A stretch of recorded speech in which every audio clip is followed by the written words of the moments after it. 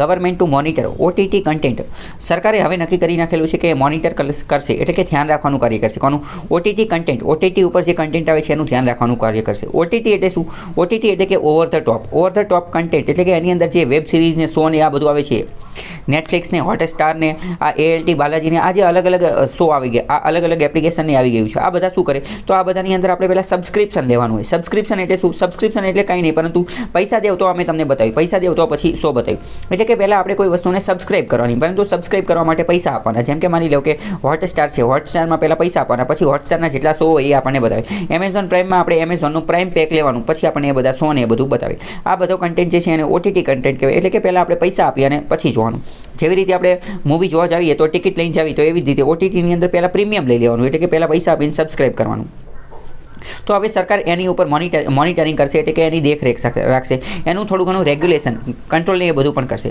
અત્યાર સુધીમાં ઓટીટીનો કન્ટેન્ટ જે છે એ બધા લોકો, તજજ્ઞ લોકો એવું કહેતા હતા કે એનો કન્ટેન્ટ એ એકદમ આ સમાજથી પરે હતું, એકદમ સમાજની અંદર ઓરિજિનલ જે વસ્તુ ચાલે છે એ જ બધી વસ્તુ દેખાડવામાં આવતી હતી, બરાબર. મતલબ કે કન્ટેન્ટ ખૂબ જ સારો હતો અને રિયલ કન્ટેન્ટ બતાવવામાં આવતો હતો. પરંતુ હવે સરકાર એની ઉપર નિયંત્રણ, મોનિટરિંગ કરવાનું કાર્ય કરશે, તો કદાચ એના કન્ટેન્ટની અંદર થોડું ઘણું ઓછપ આવી જશે, થોડી ઘણું એની અંદર ઘટાડો થઈ જશે.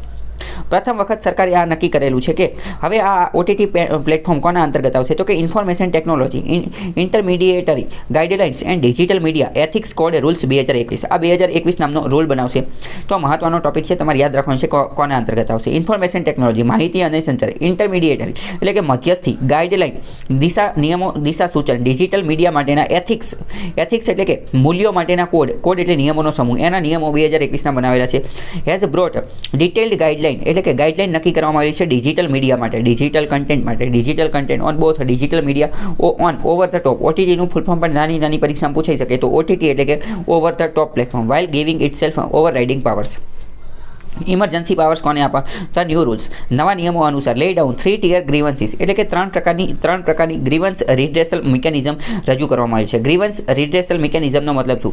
ગ્રીવન્સ એટલે તમારે કંઈ તકલીફ હોય એ, તમારે કંઈ સમસ્યા હોય એ, તમારે કોઈ સમસ્યા થઈ ગઈ, મતલબ કે આ ઓટીટી વાળાને અને સરકારને કંઈક સમસ્યા થઈ ગઈ, સરકારે ઓટીટી પ્લેટફોર્મનો કોઈ એક શો જે છે એ રદ કરી નાખ્યો અથવા એની અંદરની કોઈ વસ્તુ રદ કરવાની કોશિશ કરી, તો ઓટીટી વાળા એની ફરિયાદ ક્યાં કરશે? ઓટીટી વાળાને કંઈક વાંધો થયો, ગ્રીવન્સ થઈ, તો એના સમાધાન માટે, એના રિડ્રેસલ માટે મિકેનિઝમ કઈ વ્યવસ્થા કરવામાં આવશે? તો ત્રિસ્તરીય, 3 પ્રકારની 3 ટિયર વ્યવસ્થા કરવામાં આવશે. However over and above this framework, આ ફ્રેમવર્ક સિવાય સરકારે નક્કી કરેલું છે equipped itself with emergency power. સરકારે એક ઇમરજન્સી પાવર, સરકારે પોતાની પાસે કટોકટી માટેનો, ઇમરજન્સી માટેનો પાવર પણ રાખેલો છે, જેના અંતર્ગત block public access of any information એટલે કે કોઈ પણ માહિતી હશે, અમુક પ્રકારની માહિતી, એને સડનલી અચાનક જ તાત્કાલિક સ્વરૂપે એ માહિતીને બ્લોક કરી નાખશે. બ્લોક એટલે કે રદ કરી નાખશે, પબ્લિક સુધી પહોંચવાથી એને અટકાવી દેશે, રદ કરી નાખશે. કોણ? સરકાર. ક્યારે? ઇમરજન્સી પાવરનો ઉપયોગ કરીને. ધ રૂલ્સ સ્ટેટ્સ, આવી બધી વસ્તુ આ રૂલની અંદર આપેલા છે 2021ના રૂલ્સની અંદર. આ કયા રૂલ્સ? એ જો અત્યારે અહીંયા નામ જોયું ને, આ નામ અહીંયા વાંચી શકો છો, આ નામની અંદર આપેલું છે. આ રૂલ્સની અંદર કીધેલું છે in case of emergency nature એટલે કે કટોકટી પ્રકારની વસ્તુ હશે તો સેક્રેટરી એટલે કે સચિવ. કયા સચિવ? તો કે ministry of information and broadcasting, માહિતી સંચાર મંત્રાલયના જે સચિવ હશે, સેક્રેટરી એ દરેક મંત્રીની અંદર હાઈએસ્ટ લેવલની પોસ્ટ હોય, એ પણ તમને ખ્યાલ હોવો જોઈએ. May if he is satisfied that it is necessary or expedient and justifiable give order to block access એટલે કે જે સચિવ, જે સેક્રેટરી જે હશે એ આની માટેનો ઓર્ડર આપશે. કોની માટેનો? કોઈ પણ કન્ટેન્ટ પબ્લિક એક્સેસ માટે બ્લોક કરવાનો, કે આ વસ્તુ જે છે એને બ્લોક કરી નાખવી જોઈએ. એ બ્લોક કરવા માટે 3-4 વસ્તુ ધ્યાને લેશે કે એ નેસેસરી, ફરજિયાત હોવું જોઈએ અને જસ્ટિફાયેબલ એટલે કે ન્યાયોચિત હોવું જોઈએ, ન્યાયને યોગ્ય હોવું જોઈએ, તો એને બ્લોક કરી નાખશે. આવા ઓર્ડર જે છે એ ક્યારે આપવામાં આવશે? Without giving N opportunity of hearing to the publishing platform એટલે કે આ જે વ્યક્તિ, માની લો કે ઓટીટી પ્લેટફોર્મ વડે જેણે પબ્લિશ કર્યું છે, જે માની લો કે નેટફ્લિક્સે આને પબ્લિશ કર્યું છે, તો પહેલાં નેટફ્લિક્સને પૂછવા નહીં જાય અથવા નેટફ્લિક્સને પહેલાં ઓપોર્ચ્યુનિટી એટલે તક પણ નહીં આપે સાંભળવાની, અથવા એને તક પણ નહીં આપે કે તમે તમારી જાતને સાચી સાબિત કરો, એવું કંઈ નહીં આપે. ડાયરેક્ટ તે બ્લોક કરી નાખશે. એટલે કે સેક્રેટરી, સચિવને ઓર્ડર આપી દીધેલો છે, બરાબર. પછી આગળ જતાં પડકારે ને એ બધી વસ્તુ તો અલગ છે, સુપ્રીમ કોર્ટમાં બીજી બધી જગ્યાએ પડકારે, એ બધી અલગ વસ્તુ છે, પરંતુ અત્યારે તો ડાયરેક્ટ બ્લોક કરી નાખશે. પછી શું થશે? ફર્સ્ટ લેવલ, પ્રથમ લેવલની અંદર મેં તમને કીધું કે 3 પ્રકારની વ્યવસ્થા છે. વિધાનવાળા વાક્યમાં થઈ જાય કે આ ઓટીટી પ્લેટફોર્મના અથવા ડિજિટલ મીડિયાના રેગ્યુલેશન માટે જે ગ્રીવન્સ રિડ્રેસલ મિકેનિઝમ જે બનાવવામાં આવ્યું છે, એટલે કે એમને સમસ્યા થાય એના સમાધાન માટેનું મિકેનિઝમ, એ 2 સ્તરીય છે. તો વિધાન પડી જાય ખોટું, કારણ કે અત્યારે જોયું 3 સ્તરીય છે. એમાં પ્રથમ લેવલ કયું છે? તો first level of grievance redressal. Grievance એટલે કે સમસ્યાના સમાધાન માટેનું system at the level of each OTT provider. એ પહેલું જ જે છે એ ઓટીટી પ્રોવાઈડર, જેટલા પણ ઓટીટી પ્રોવાઈડર જે છે એ બધાની પાસે જ હશે. ઓટીટી એટલે નેટફ્લિક્સ ને એમેઝોન ને એ બધું અત્યારે જ કહી દીધું. Each complaint will have to be addressed within 15 દિવસની અંદર એ જે સમસ્યા છે એનું સમાધાન લાવવું પડશે. બીજું સેકન્ડ લેવલ શું છે? તો if the complaint is not a satisfied addressed. એટલે આના અંતર્ગત જો બીજું પણ એવું નક્કી કરવામાં આવ્યું છે કે જો કોઈ દર્શક જે છે, કોઈ દર્શક એને ઓટીટી પ્લેટફોર્મની અંદર કોઈ વાંધો છે, એની અંદર કોઈ સીન, કોઈ ડાયલોગ, કોઈ વસ્તુ બતાવવામાં આવેલી છે, કોઈ વાર્તા, કોઈ સ્ટોરી, એનેથી વાંધો છે, તો એ પણ ફરિયાદ કરી શકશે. તો પહેલાં તે દર્શક જે છે એ ઓટીટી પ્લેટફોર્મને ફરિયાદ કરશે, 15 દિવસની અંદર એનું સમાધાન લાવો. If the complaint is not satisfactory addressed. જો એનું વ્યવસ્થિત સમાધાન નહીં થાય, ત્યાં ધ કમ્પ્લેનેન્ટ એટલે કે ફરિયાદ કરવાવાળો વ્યક્તિ ક્યાં જઈ શકશે? Self regulatory body called establish by. OTT લોકોએ પોતાની એક સંસ્થા બનાવેલી છે, સેલ્ફ રેગ્યુલેટરી બોડી. જો અત્યાર સુધી ઓટીટી ઉપર કોઈનું નિયંત્રણ નહોતું, સરકાર હવે ધીમે ધીમે એની ઉપર નિયંત્રણ કરે છે, પરંતુ ઓટીટી પ્લેટફોર્મે પહેલાંથી જ તે એક બોડી બનાવી દીધેલી હતી, એટલે કે સેલ્ફ રેગ્યુલેટરી બોડી. એમને એવું કીધું હતું કે અમે જાતે જાતે જેટલા ઓટીટીવાળા જે છે એ બધા અમે ભેગા થઈને પોતાની જાતે અમને રેગ્યુલેટ એટલે કે નિયંત્રણ કરીશું. તો એ બીજો લેવલ જે છે એ એની સેલ્ફ રેગ્યુલેટરી બોડી પાસે છે. પહેલી સમસ્યા ક્યાં કરવાની? તો ઓટીટીને ખુદને જ કરવાની. બીજી ક્યાં કરવાની? સેલ્ફ રેગ્યુલેટરી બોડીમાં કરવાની.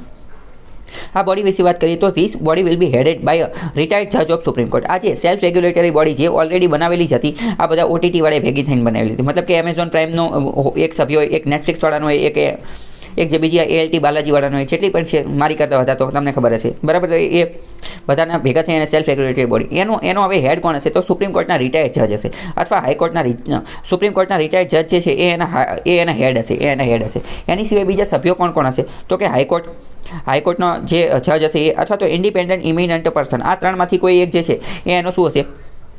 હેડ બની શકશે. પછી from the field of media, અમુક એક એમિનન્ટ વ્યક્તિ હશે, એટલે કે પ્રખ્યાત વ્યક્તિ હશે મીડિયામાંથી, media, broadcasting, entertainment, child rights, human right, આ બધી જગ્યાએથી જે આ બધા ક્ષેત્રો સાથે જોડાયેલો વ્યક્તિ હશે એ પણ એનો સભ્ય હશે. આ બોડીનો એનો પણ સભ્યો બનાવવામાં આવશે. This self regulatory body also has a censoring power. એમને સેન્સરિંગ પાવર પણ આપવામાં આવશે. સેન્સરિંગનો મતલબ શું? મતલબ કે કોઈ વસ્તુ જે છે એને સેન્સર કરવી, મતલબ કે રદ કરી નાખવી. માની લો કે કોઈ મૂવીની અંદર કોઈ સીન જે છે એ ખરાબ છે, એમને સારું નથી લાગતું, તો એને સેન્સર કરી નાખે, એ રદ કરી નાખે. પછી પબ્લિક જ્યારે મૂવી જોવા જાય તો ત્યારે એમને એ સીન ન દેખે અથવા એ ડાયલોગ ન દેખે, એને સેન્સર કરી નાખ્યું. તો સેન્સરિંગ પાવર કોની પાસે હશે? આ સેલ્ફ રેગ્યુલેટરી બોડી પાસે હશે. એને હેડ કોણ હશે? સુપ્રીમ કોર્ટના રિટાયર્ડ જજ. In case of any incriminating content, એટલે કે કોઈ કન્ટેન્ટમાં વાંધો હશે. તો અત્યાર સુધીમાં આપણે 2 લેવલ જોયા. પહેલી લેવલ કયું? ઓટીટીની પાસે જ ફરિયાદ કરવાની. બીજું લેવલ કયું? તો કે સેલ્ફ રેગ્યુલેટરી બોર્ડ જે છે ત્યાં ફરિયાદ કરવાની. ત્રીજા નંબરનું લેવલ કયું છે? ત્રીજા નંબરનું લેવલ એ છે government has equipped itself with overriding power in the form of oversight mechanism. ત્રીજા નંબરનું જે છે એ સરકાર પાસે, ત્રીજા નંબરનું ફરિયાદ જે છે એ સરકાર પાસે લઈ જવાની. એન્ડ ઇન્ટરમિનિસ્ટ્રીયલ કમિટી, ઇન્ટરમિનિસ્ટ્રીયલ એટલે કે એક કરતાં વધારે મંત્રાલયો ભેગા થઈ અને એક કમિટી બનાવશે. Will perform this function. એ આ કાર્ય કરશે. ત્રીજા લેવલની જે સમસ્યા જો ગ્રીવન્સ થઈ હોય, કંઈ વાંધો પડેલો હોય, તો 2-5થી જો સમાધાન ન થાય તો ઇન્ટરમિનિસ્ટ્રીયલ કમિટી પાસે. And it will largely have the same power as the collective self regulatory body of OTT. એટલે કે આજે ત્રીજા નંબરનું શું? તો કે સરકાર પાસે જવાનું. સરકારની કઈ કમિટી પાસે જવાની? ઇન્ટરમિનિસ્ટ્રીયલ કમિટી. અને આ ઇન્ટરમિનિસ્ટ્રીયલ કમિટી પાસે એ જ પાવર હશે જે સેલ્ફ રેગ્યુલેટરી બોડી પાસે હશે. તો સેલ્ફ રેગ્યુલેટરી બોડી પાસે કયો? આ સેન્સરિંગનો પાવર હતો, તો એ આની પાસે પણ હશે. તો વિધાનવાળા વાક્યમાં જો ઘણા બધા પ્રશ્ન પૂછે, ડાયરેક્ટ એવો પ્રશ્ન પૂછે છે કે ઓટીટી અંતર્ગત નવા નિયમો અંતર્ગત આ જે સેલ્ફ રેગ્યુલેટરી સંસ્થાઓ જે છે, સેલ્ફ રેગ્યુલેટરી બોડી, એની પાસે સેન્સરિંગનો પાવર નથી, તો વિધાન પડી જાય ખોટું, કારણ કે અત્યારે તો જોયું કે એની પાસે સેન્સરિંગનો પાવર છે. પછી વાત કરીએ કે નો ન્યૂ લો, એટલે કે કોઈ નવો નિયમ નથી. તો કે no new law has been framed.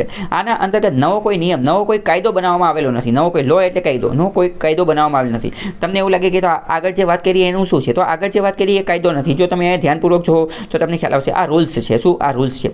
આ બધા રૂલ્સ છે. શું રૂલ્સનું નામ શું છે? Information technology intermediary guidelines and digital media ethics code rules 2021. મેન્સમાં પ્રશ્ન પૂછે તો આખું નામ તમારે લખવું પડે. નવો કોઈ કાયદો બનાવેલો નથી, માત્ર નિયમોનો કોડ બનાવેલો છે. New law has been framed. નવો કાયદો બનાવેલો નથી. કાયદો કઈ રીતે બને? તો સંસદમાં એની માટેની પ્રક્રિયા, લોકસભા, રાજ્યસભા અને રાષ્ટ્રપતિ પાસે જાય ત્યારે એ કાયદો બને, એમને બને નહીં. And the government already has power to step up in case of emergency under the existing law. એટલે કે અત્યારનો જે વસ્તુ જે છે એના અંતર્ગત સરકાર પોતાની રીતે તે બધું નિયંત્રિત કરશે, કંટ્રોલમાં રાખશે. There have been widespread concern about the digital content. Digital કન્ટેન્ટની બાબતે જોઈએ તો આખા વિશ્વની અંદર, અત્યારે ભારતની વાત કરીએ, વિશ્વ પછી કરશું. ડિજિટલ કન્ટેન્ટ બાબતે આખા ભારતની અંદર સમસ્યાને ઊભી OTT platform with 50 parliamentary question on the issue recently. તાજેતરમાં જે પાર્લામેન્ટની અંદર સંસદમાં ઓટીટી બાબતે ઘણા પ્રશ્ન 50 જેટલા પ્રશ્ન પૂછવામાં. તો ટાઇટલ નોર્મ્સ. બાકી ઓટીટી ઉપર મેં આની પહેલાં પણ આ એક વિડીયો બનાવેલો હતો. આ વિડીયોની અંદર મેં સમજાવેલું હતું કે ઓટીટી શું છે, કઈ રીતે વર્ક કરે છે, એનું રેગ્યુલેશન એ સારું છે કે ખરાબ છે, એ બધું આની અંદર ઇન્ટ્રોડક્શન સ્વરૂપેની માહિતી આપેલી હતી કે ઓટીટી વિશે. તમને જો વધારે જાણવું હોય તો આ વિડીયો તમે જોઈ શકો છો.